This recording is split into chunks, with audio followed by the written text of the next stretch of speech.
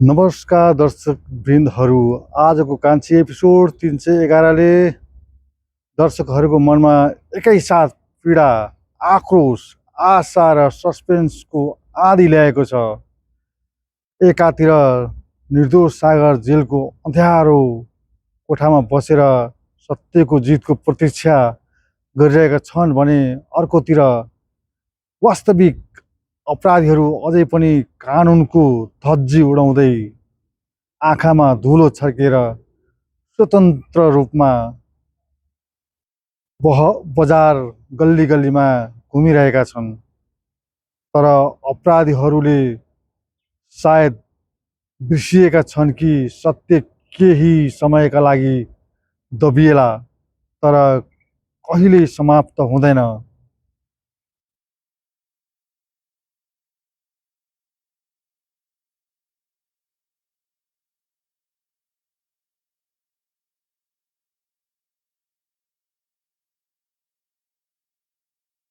आजको एपिसोडको सुरुवात नै अत्यन्त हृदय विदारक दृश्यबाट सुरु हुन गइरहेको छ।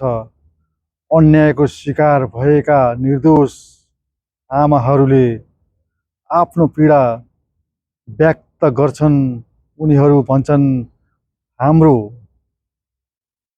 हाम्रो मृत्युले केवल हाम्रो जीवन समाप्त भएको छैन। आजको एपिसोडको सुरुवात नै अत्यन्तै हृदय विदारक दृश्यबाट हुन्छ। दर्शकबिन, अन्यायको शिकार भएका निर्दोष आत्माहरूले आफ्नो पीडा व्यक्त गरिरहेका छन्। उनीहरू भन्छन्, हाम्रो मृत्युले केवल हाम्रो जीवन समाप्त भएको छैन। हाम्रो आमा बाबुको सपना, हाम्रो भविष्य र हामीसँग जोडिएका सम्पूर्ण आशाहरू पनि समाप्त भएका छन्। सबैभन्दा दुःखद कुरा त के छ भने दर्शकबिन, यो अपराधमा केवल पुरुषहरू मात्र होइनन्, यहाँ महिलाको पनि साथ रहेको कुरा उनीहरूले बताउँछन्। एउटी महिलाले नै अर्की महिलामाथि यस्तो अत्याचार गर्न सहयोग गर्नु समाजकै लागि लज्जाको विषय मात्र होइन कि यो गम्भीर अपराध पनि बनेको छ। दर्शकबिन, उनीहरूको एउटै माग छ, जबसम्म वास्तविक अपराधीले उचित सजाय पाउँदैनन् तबसम्म उनीहरूको आत्माले कहिल्यै शान्ति पाउने छैन।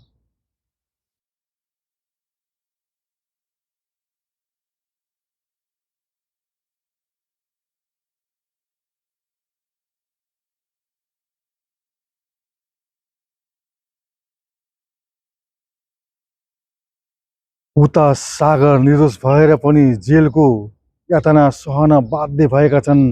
गाउँमा केही मानिसहरूले सागरलाई दोषी भनेर आरोप लगाइरहेका छन्।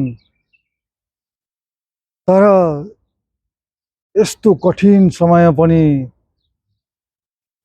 श्याम दाई सागरको साथबाट एक कदम पनि नहिचकिचाइकन पछि हटेका छैनन्। दर्शकबिन, एउटा साथ सपोर्ट सहयोग भनेको यस्तो हुनुपर्छ।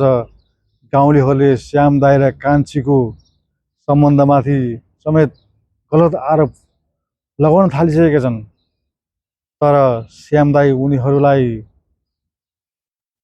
कडा पत्थरको जस्तो जवाफ दिँदै भन्छन् कि अप्ठ्यारोमा परेका मानिसलाई सहयोग गर्नु कुनै पाप होइन, मूर्ख हो। तिमीहरूले साथ सपोर्ट के हो भन्ने कुरो अहिलेसम्म बुझेका रहेनछौ। उनले विश्वास व्यक्त गर्छन् कि एक दिन सागर पूर्ण रूपमा निर्दोष साबित भएर बाहिर आउनेछन्।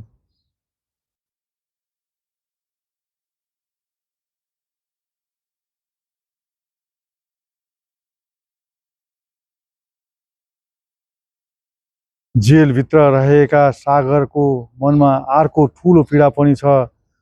उनी सोचिरहेका छन्, आफूलाई परिवार, कान्छी, श्याम दाइले साथ दिइरहेका छन्। आफ्ना सर भने किन अहिलेसम्म भेट्न नआउनु भएको होला। सागरलाई थाहा छैन कि उनका सर पनि ठुलो समस्यामा छन्। सागरका सर बिरामी भएर ओछ्यानमा परेका कुरा सागरलाई थाहा थिएन। ज्वरो र शारीरिक पीडाको बावजुद पनि उनको मन भने सागरको आस्थाप्रति चिन्तित नै थियो। दर्शकबिन उनी मनमा नै सोचिरहेका छन्, सागर यस्तो अवस्थामा छ, म उनलाई भेट्न जान चाहन्थे तर आफ्नो स्वास्थ्यका कारण जान सकिरहेको छैन।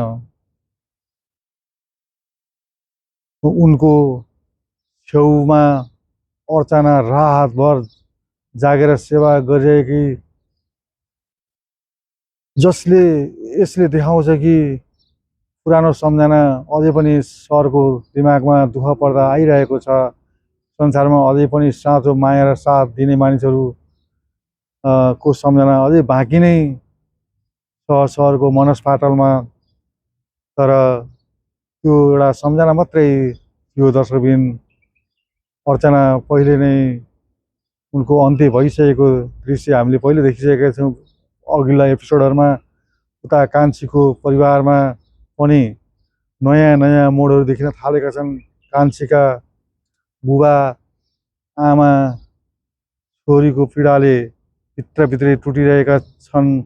उनीहरूको एउटै चाहना छ, सागर अर्थात् आफ्ना ज्वाइँ चाँडै निर्दोष साबित भएर घर फर्किउन्।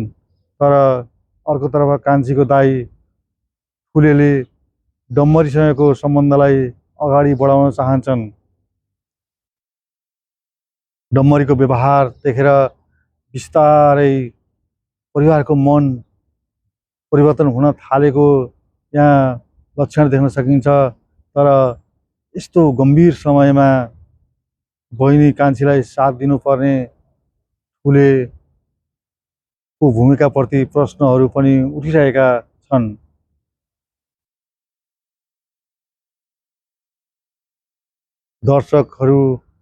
दर्शकवृन्दहरू कथा अझै धेरै रोमाञ्च मोडमा पुग्दैछ। अब कुरा आउँछ कान्छीको मित दाइ र उहाँको परिवारको, जसले आजको एपिसोडलाई अझ भावुक बनाएको छ।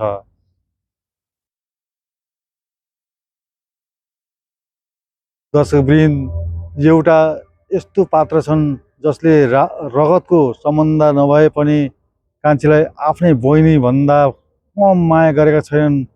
उनी हुन् कान्छीका मित दाइ विध्वंस।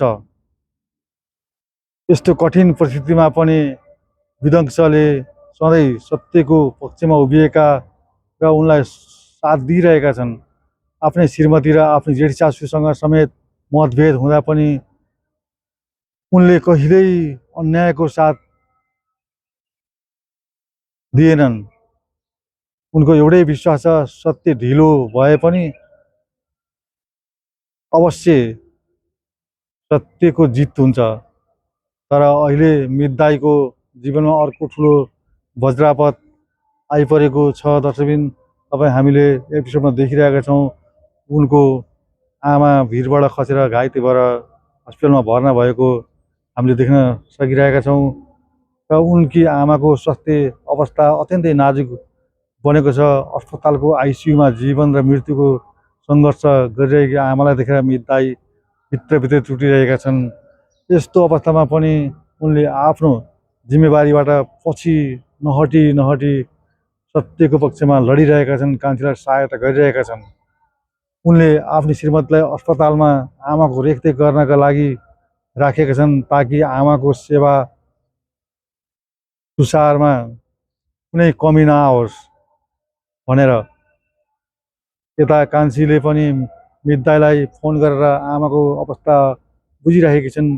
मित दाइले कान्छीलाई चिन्ता नगर्न भन्छन् र आफू अस्पतालमा सबै कुरा सम्हालिरहेको जानकारी दिन्छन्। कान्छी मित दाइप्रति आभार व्यक्त गर्छिन्। उनी भन्छन्, मेरो लागि तपाईँले आफ्नो परिवारसँग लडेर सत्यको साथ दिनुभयो। तपाईँको यो उपकार र यो सेवा म कहिल्यै बिर्सिन सक्ने छैन दाइ। तर मित दाइको उत्तरले दर्शकको मन छोएको छ। उनी भन्छन्, मैले तिम्रो लागि मात्र होइन कान्छी, सत्य र न्यायको लागि साथ दिएको हुँ। यही एउटा संवादले मित दाइको चरित्र कति महान छ भन्ने प्रमाणित गर्दछ। उता अपराधी पक्ष भने अझै पनि नयाँ नयाँ षड्यन्त्र बुन्दैछन्। कान्छीको मित दाइकी जेठी सासूले अदालतको दिन आफ्नो भाइलाई लिएर आउने बाचा गरेकी छिन्। तर उनको मनमा अझै पनि एउटा खतरनाक योजना गेम खेलिरहेकी छन्, चालिरहेकी छन्। उनी सोचिरहेकी छिन् कि कुनै न कुनै तरिकाले आफ्नो भाइलाई बचाउनु पर्छ मैले, नत्र आफ्नो भाइलाई त्यहाँ लग्यो भने म पनि फस्नेछु, मेरो भाइ पनि फस्नेछ। फेरि सागरमाथि नै दोष थोपार्न पाए हामी जोगिने थियौँ। यसले देखाउँछ कि अपराधीहरू अझै पनि आफ्नो गल्ती स्वीकार गर्ने मनस्थितिमा छैनन्। दर्शकबिन,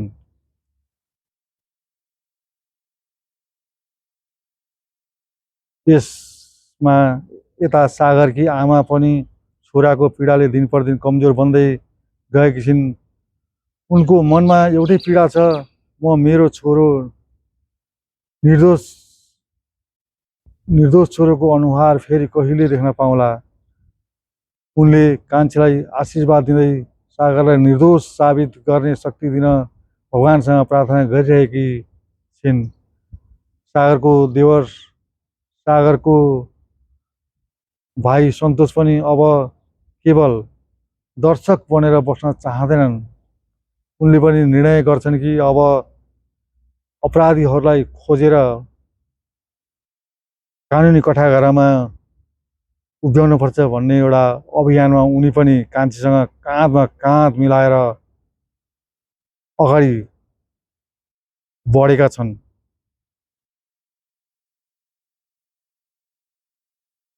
अब कथा पुग्छ सबैभन्दा रोमाञ्चक मोडमा। फोन फुटिसकेको छ, भिडियो प्रमाण नष्ट भइसकेको छ, तर कान्छीको हिम्मत भने टुटेको छैन। दर्शकबिन, उनले अपराधीहरूको फोटो सुरक्षित राखेकी छिन् र उनी र सन्तोष सहरका गल्ली गल्ली सडक सडकमा अपराधी खोज्नलाई उनीहरू अगाडि बढिरहेका छन्। तर बजारमा अपराधीहरू खुल्लेआम मुखमा मास्क लगाएर हिँडिरहेका छन् कि भनेर खोज्न निस्कन्छन्। कान्छीको मनमा एउटै लक्ष्य छ, जुनसुकै हालतमा भए पनि सागरलाई निर्दोष साबित गरेरै छाड्नेछु। तर उनलाई थाहा थिएन कि फेरि केही क्षणपछि उनको सामना ती व्यक्तिहरूसँग हुन गइरहेको छ जसले उनको जीवन नै तहस नहस बनाएका छन्।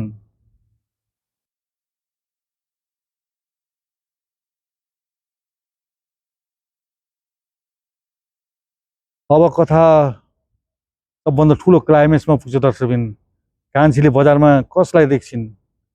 अपराधीलाई देखेपछि उनले के गरिन्? प्रहरी समयमै आइपुग्ला कि अपराधीहरू फेरि भाग्न सफल होलान्?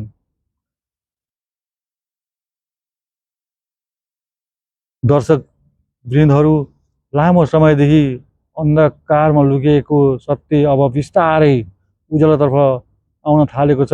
कान्छी र सन्तोष अपराधीहरूको फोटो बोकेर सहरका गल्ली गल्ली चोक चोकमा बजारहरूमा खोज्दै गर्दा हिँड्दा उनीहरूलाई विश्वास हुन्छ कि अपराधीहरू जति नै लुके पनि एक दिन न एक दिन त कानुनको हातमा पर्ने नै छन्।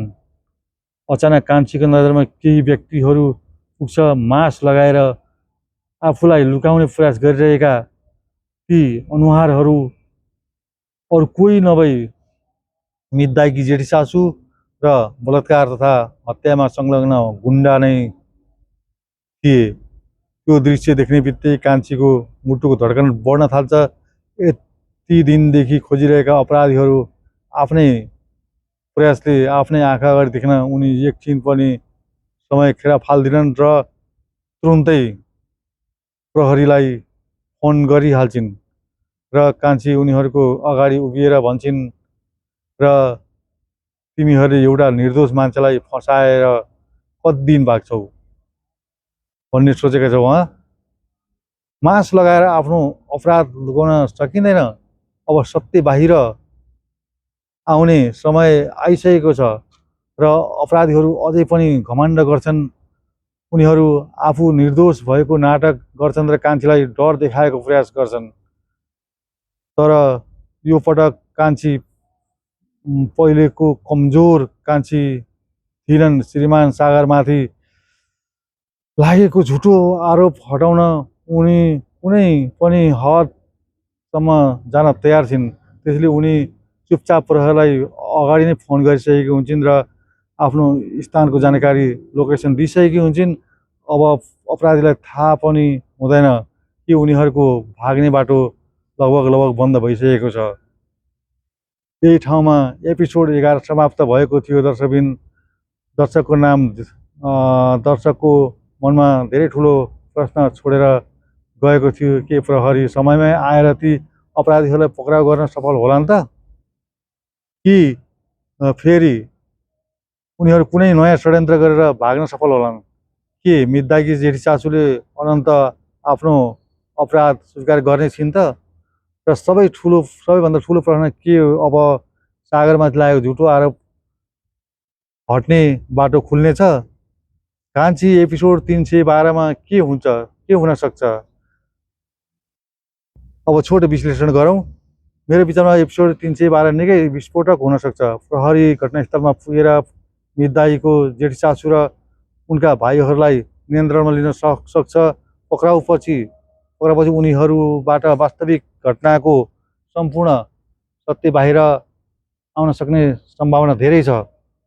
उनीहरूको बयानबाट सागर निर्दोष रहेको प्रमाण बलियो बन्न सक्छ र अदालतमा सागरको पक्ष अझ मजबुत हुनेछ। तर कथा यति सजिलै समाप्त नहुनु पनि सक्छ। अपराधी पक्षले फेरि कुनै नयाँ जाल प्रयास गर्नेछन्। उता सागर जेलभित्रै आशाको किरण लिएर बसिरहेका छन्। श्यामदाईको साथ, कान्छीको सङ्घर्ष, सन्तोषको साथ र मितदाईको न्यायप्रतिको अडानले अनन्त सत्यलाई जिताउने सङ्केत देखिन्छ। साथै सागरका सहर स्वास्थ्यमा सुधार आएपछि सागरलाई भेट्न आउने छन्। सम्भावना धेरै छ भने सहरसँग रहेको कुनै जानकारी वा सहयोगले पनि कथालाई नयाँ मोड दिन सक्छ। दर्शक मित्रहरू, आजको एपिसोडले फेरि एकपटक देखाएको छ कि सत्यको बाटो कठिन हुन्छ तर अन्तिम जित सत्यकै हुन्छ। अब तपाईँहरूलाई के लाग्छ? के कान्छीले यस पटक वास्तविक अपराधीलाई कानुनको हातमा सुम्पन सफल हुने छिन् त? के सागर चाँडै निर्दोष साबित भएर आफ्ना छोरीहरू र परिवारको बिचमा फर्कने छन् त? आफ्नो विचार तल कमेन्टमा अवश्य लेखिदिनु होला र तपाईँहरू कान्छी सिरियल कहाँदेखि हेर्दै आउनुभएको छ आफ्नो अनुभव पनि कमेन्टमा भन्न नबिर्सिनु होला। यस्तै भावनात्मक, रहस्यमय, विस्तृत कान्छी सिरियलको समीक्षा हेर्नको लागि हाम्रो च्यानल प्रेम टुके ब्लगलाई माया, साथ र समर्थन गरिदिनु होला। र सम्पूर्णको रात शुभ होस् भन्दै बिदा हुन चाहन्छु। हस्त जय नेपाल।